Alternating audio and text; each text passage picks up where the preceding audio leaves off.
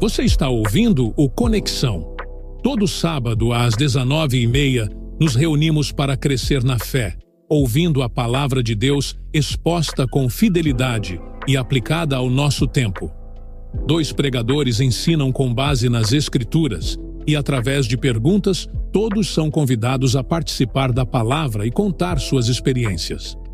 Nosso objetivo é crescer juntos em comunhão. Mas se você quer ter a experiência completa, visite a nossa comunidade. Siga @anglicanaverbo e venha ser conduzido à maturidade.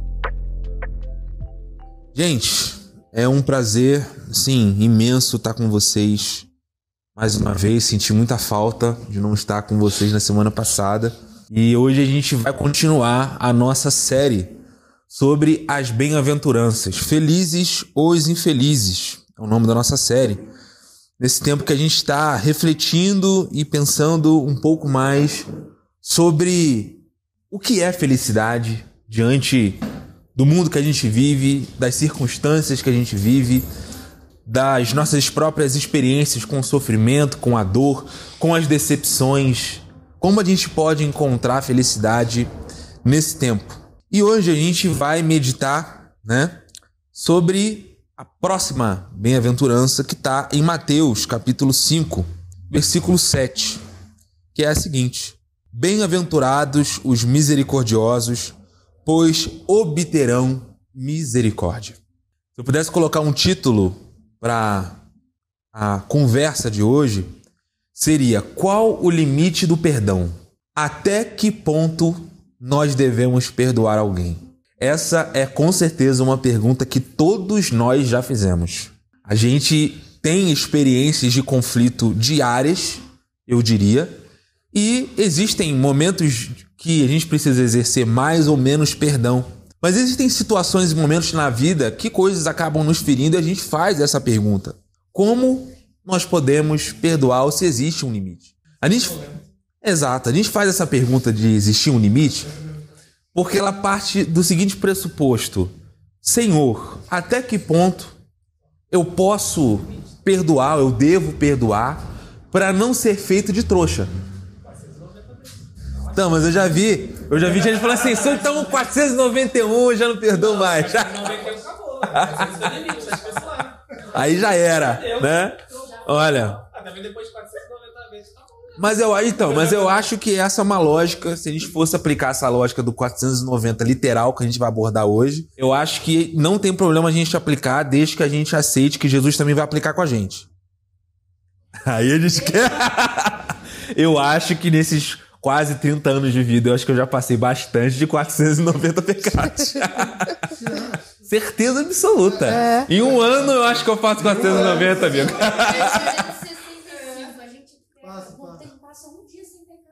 Não, eu acho que tem dia que a gente passa sem pecar. Sendo sincero, não sou a favor dessa lógica, não. Agora 2 dias já é difícil. 2 dias, se um dia dá. Só se aí pegou pela preguiça, aí já era. Eu passei uma semaninha sem pecar, não. A semaninha, cara. Ô, caraca. Tem que orar muito, não. Dá. Não. Eu acho que essa lógica aí de... Eu acho difícil, hein? Eu acho que pelo menos aí uns 500 pecados anuais, no mínimo, todo mundo aqui faz. Então, pegando leve. Porque Paulo era o maior dos pecadores. Nossa, então a gente tá enrolado. E aí, gente, essa pergunta ela é muito interessante porque Pedro vai fazer essa pergunta para Jesus em Mateus capítulo 18. E aí eu gostaria de pedir para que alguém lesse para a gente Evangelho de Mateus, primeiro livro do Novo Testamento, capítulo 18, o versículo 21 até o versículo 35.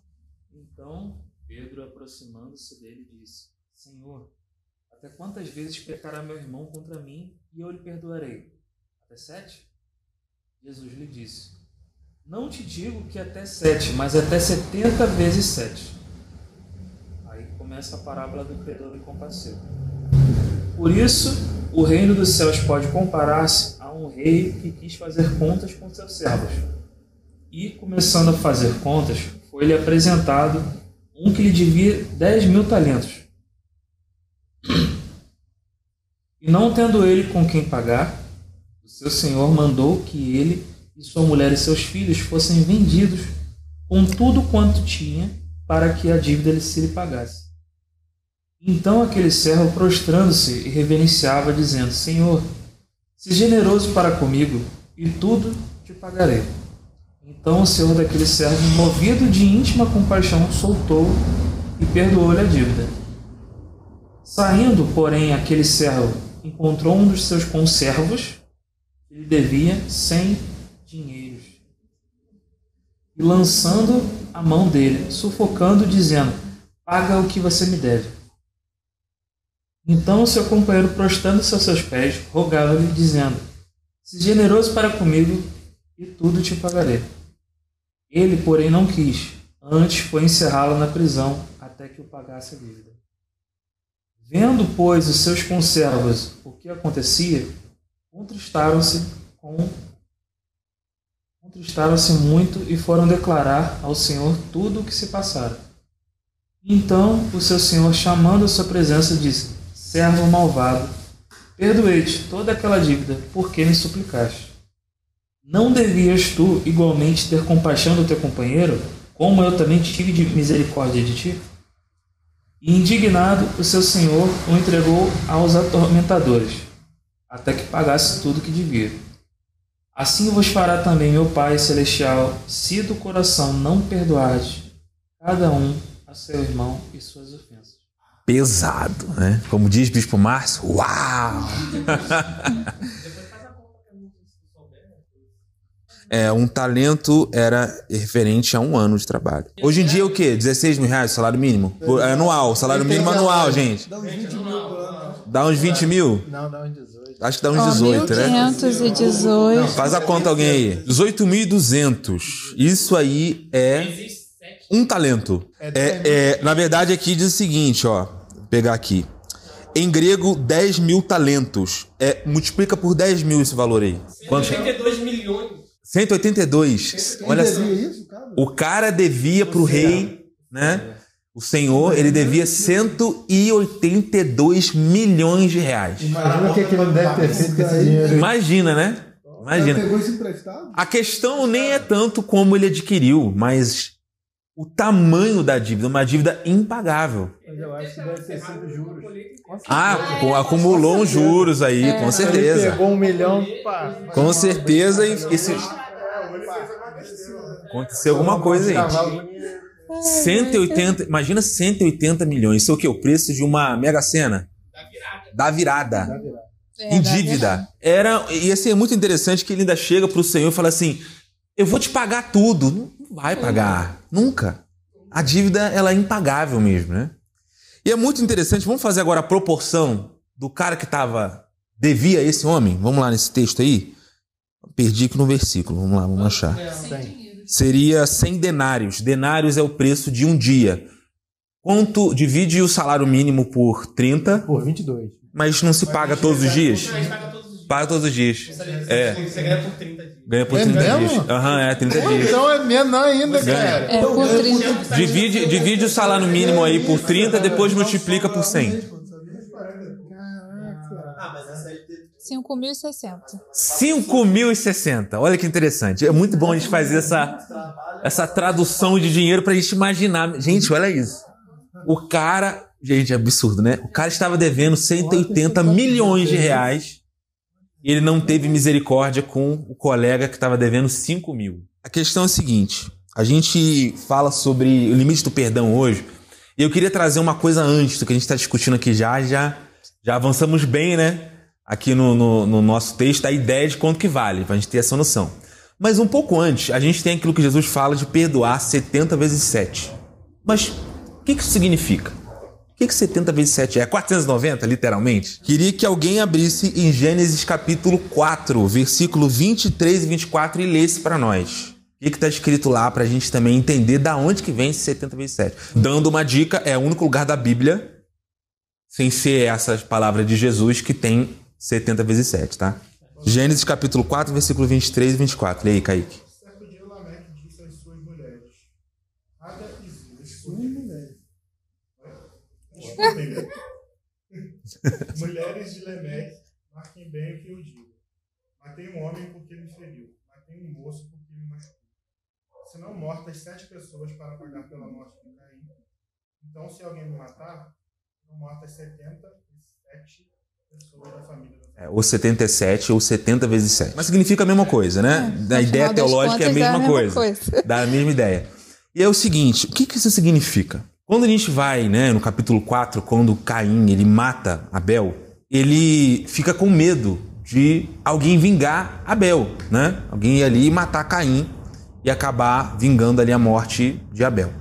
E aí ele pede ajuda para Deus, né? Deus até o perdoa e diz o seguinte, vou colocar uma marca em você e as pessoas que virem essa marca sabem que você é Caim e se alguém matar você, eu vou vingar a sua vida 7 vezes. Deus fala isso. Por isso que Lameque, ele fala isso. Se Caim fosse morto, a vingança pela vida dele seria 7 vezes, pela minha morte será 70 vezes 7. E o que significa 7? 7 é o completo. Deus fez o mundo em 7 dias. Então 7 é o ciclo completo. Então, por exemplo, o número 7 ele é muito representativo na história de Israel. Você tem a semana com 7 dias. Então você tem várias semanas, por exemplo, existe uma semana de anos.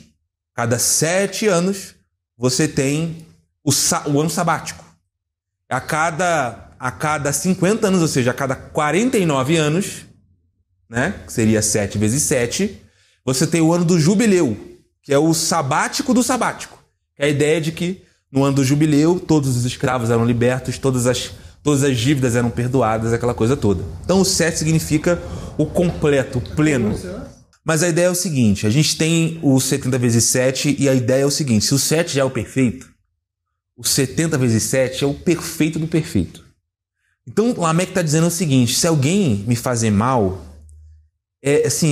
ela vai receber todo o meu ódio, toda a minha vingança. Assim, se eu morrer, os meus descendentes vão até o fim para destruir a vida dessa pessoa. Parece muito drástico, mas essa é a mesma lógica que muitas das vezes a gente usa nas nossas vidas também. Porque quando um mal acontece com a gente, e daqui a pouco eu vou abrir a pergunta para a gente compartilhar, a gente não tem uma tendência de esperar que um mal pior aconteça com a outra pessoa? Não no mesmo nível? Então, se você foi prejudicado em 100 reais, dando um exemplo aqui em dinheiro, tu não quer que a outra pessoa tenha prejudicado em 100 reais, quer que seja em 1.000 reais. A gente tem essa natureza nossa de sempre aumentar a vingança. Então, quando Jesus fala de perdoar 70 vezes 7, ele usa o padrão de Lameque, como se ele estivesse dizendo, enquanto no antigo mundo, na lógica das pessoas, a vingança é absoluta, no meu reino, o amor é absoluto. O perdão é supremo. E aí eu faço a pergunta para vocês aqui. Eu queria que vocês me respondessem, que é o seguinte. Existe alguma situação na sua vida em que perdoar pareceu difícil demais ou quase injusto? Ou se você já teve medo de perdoar e parecer fraco?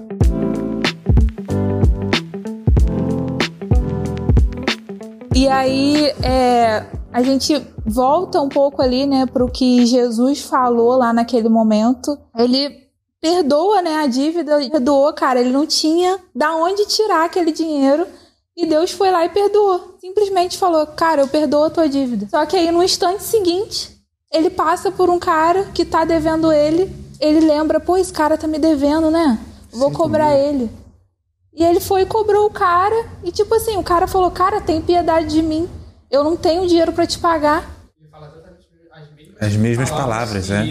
Exatamente, tenha paciência. Então, exatamente. E aí ele, não vou ter paciência de você, não vou ter paciência com você, não vou ter piedade de você. Eu não tô nem aí. Me paga ou eu vou te mandar lá pro Chilindró. E o cara, tipo assim, cara, eu não tenho de onde tirar o dinheiro. Ele foi e mandou o cara parar. E tipo assim, é tão louco a gente olhar isso, porque tipo, a gente vê que Deus teve compaixão dele, né? Jesus teve compaixão dele. E ele em nenhum momento, ele, tipo assim, titubeou e falar, opa, calma aí, eu acabei de ser perdoado, por que eu não posso perdoar ele? E é uma dívida tão menor do que eu devia, tão menor, tem nem comparação. Olha quanto que eu ganhei, isso aí pra mim não é nada, é café, entendeu? E mesmo assim ele passou despercebido e tudo mais. Um outro detalhe que a gente esquece, que ele tava no direito dele. Aquele cara tava no direito dele de cobrar. Entendeu? Ele tá seguindo a lei. Exatamente. Ele não tá errado. Tava no direito dele de cobrar. Genial, tipo assim, você tá me devendo, você tem que me pagar. É lei. Se você não me pagar, você vai... É o justo. Exatamente, é o justo. Só que aí é a outra questão que a gente entra, que Deus, ele não quer justiça, ele quer misericórdia. Entendeu? Se Deus fosse justo, aonde que ele tava agora? Ele não ia nem ter o direito de cobrar o cara. Ele já ia estar no Chilindró, entendeu? Só que se você tá achando, ou eu tô achando, que eu faria diferente, eu tô muito enganada, a gente não entendeu nada da parábola. Não entendemos nada. Só pra fechar aqui, né? Eu acho que o perdão, ele dói muito, porque não é fácil a gente perdoar uma pessoa que matou alguém, né? Eu tô até sendo um pouco além aqui, né? Porque matar é algo que, tipo assim, a gente olha e fala, caraca, o cara matou. Mas Deus perdoa, cara. E aí, trazendo muito o que o Fabi falou, também pensando muito nessa tua história, a frase que define é perdoar não é justo. Essa é a frase. Tem nada a ver com justiça. Porque Pedro, quando ele pergunta para Jesus, até qual é o limite para perdoar? Pedro está provavelmente imaginando que Jesus vai dar uma resposta da lei de Moisés falando, esse aqui é o limite. E aí ele conta uma história em que existe uma pessoa nessa história que não segue a lei. Quem que é? O rei. Porque a lei, o correto, o justo, é ele cobrar aquela dívida, escravizar aquele homem para a eternidade. Mas ele decide não seguir a lei. Ou seja, como que a gente aprende a perdoar? Quando a gente sai do lugar de juiz das pessoas. E quando a gente tiver no nosso coração que o nosso papel é julgar aquela pessoa e a gente precisa ser o juiz delas e não Deus que faz a justiça, a gente não consegue perdoar. Perdoar não é simplesmente esquecer a ofensa, mas entender que a vingança ou a punição, ela não é seu direito de Deus. E ele pode até punir, mas ele também pode perdoar. Então, a gente tem dificuldade de perdoar porque a gente tem dificuldade de deixar Deus ser juiz e a gente não ser. E talvez seja o que vocês vivem aqui, o que eu vivo também. É muito difícil. Perdoar não é justo. Então, quando você for perdoar alguém, não pensa assim, mas não é justo perdoar. Exatamente, perdoar não tem nada a ver com justiça, é sempre justo. Perdoar é perder eu vou dar um exemplo. Assim, o certo mesmo, como eu falo, é Deus mandar um meteoro, matar todo mundo, jogar todo mundo no inferno e acabou. Mas ele decide não simplesmente falar assim, tá perdoado. Ele literalmente perde, inclusive a própria vida. Deus morre para nos perdoar. E é por isso que a gente às vezes não consegue perdoar o próximo, porque a gente não consegue morrer também. Para perdoar tem que morrer. Parte de nós tem que morrer, parte do nosso ego tem que morrer junto. Então, essa talvez é das bem-aventuranças mais difíceis, porque essa é aquela que a gente volta para casa com a pulga atrás da orelha, porque a gente não consegue viver isso aqui. E é o que diz em Oséias, capítulo 6, versículo 6, que o Fábio citou, né? Quero misericórdia e não sacrifício. Não viva a fé cristã pensando naquilo que é o teu direito. Tem aquela música lá, que é bem ruim, né? Que é assim, quero de volta o que é meu. Cuidado, que de volta o que é nosso, o inferno. Cuidado! Ali só tinha uma coisa nossa, que é o inferno. Perdoar não é esquecer o que fizeram com você. Perdoar é lembrar do que Cristo fez por você. Então, quando a gente lembra do rei que perdoou a nossa dívida impagável, talvez nos dá mais força de perdoar aquele que tem uma dívida menor. Porque quando a gente olha para aquilo que estão devendo a gente vai procurar na Bíblia uma justificativa para cobrar, para odiar, para ter raiva. Mas quando a gente olha para o Deus que nos perdoou, isso nos constrange. Então que a gente possa viver essa realidade na prática. E se você entendeu que a sua dívida foi cancelada, que você possa ser também a sua vez de libertar alguém. Você possa sair daqui e libertar alguém também, porque Jesus te libertou. Então é difícil, é desafiador. Não é esse sermão que fará tudo ser fácil, mas a gente precisa ter essa conversa. Perdoar é uma coisa até séria. A gente termina no final do Pai Nosso. Perdoa as nossas ofensas, assim como nós perdoamos a quem nos tem ofendido. E a gente vincular, nossa, é muito sério, né? Vincular o perdão de Deus, ou seja, Deus, só me perdoa se eu aprender a perdoar. Então o perdão não é esquecer. é lembrar que você também já foi endividado. Amém? Vamos fechar nossos olhos. Meu Deus, que o Senhor possa nos ensinar a sermos perdoadores como teu filho foi. Nós possamos olhar para o exemplo do teu filho na cruz e termos a convicção de que ali nós encontramos a resposta para o perdão, por mais difícil que seja. Que a gente possa sair daqui e libertar pessoas, Senhor. Pessoas que nos fizeram mal, independente da gravidade. A gente possa liberar perdão para essas pessoas. E que mesmo que talvez a gente não consiga ter a graça e o amor suficiente para conviver com essa pessoa, a gente possa libertá-la, Senhor, do nosso ódio, da nossa vingança, da nossa sede de vingança, Senhor. E que a gente possa orar pelo bem dessa pessoa. Que a gente possa orar para que o Senhor também a encontre e perdoe também a dívida dela. Porque talvez, Senhor, talvez não, com certeza, muitos, Senhor, daqueles que nos fizeram mal, que nos fizeram sofrer, que fizeram coisas com a gente terríveis, talvez muitos deles estarão no céu com a gente também. Então que a graça e o amor perfeito e profundo que existirá lá do outro lado, que lá nós seremos perfeitamente capazes de perdoar, comece a nos invadir daqui também. Que a gente possa viver isso no dia a dia e que a gente possa aprender a abrir mão de estar certo, porque perdoar não é justo. Perdoar é a nova lei do teu reino. É isso que nós te pedimos, Senhor, com humildade no coração. Tenha misericórdia de nós, para que nós também possamos obter misericórdia. Em nome de Jesus. Amém. Amém.